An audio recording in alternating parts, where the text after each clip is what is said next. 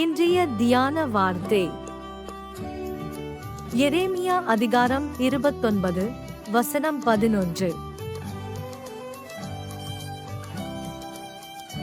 நீங்கள் எதிர்பார்த்திருக்கும் முடிவை உங்களுக்கு கொடுக்கும்படிக்கு நான் உங்கள் பேரில் நினைத்திருக்கிற நினைவுகளை அறிவேன் என்று கர்த்தர் சொல்லுகிறார். அவைகள் தீமைக்கல்ல, சமாதானத்துக்கேதுவான நினைவுகளே.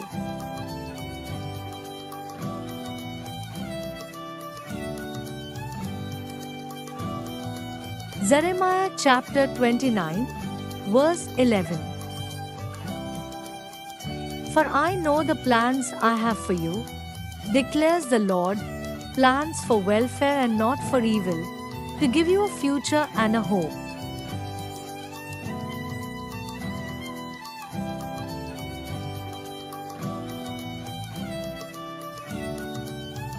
இயேசு கிறிஸ்து உங்கள் அனைவரோடும் கூட இன்றும் என்றும் இருப்பாராக. ஆமென்.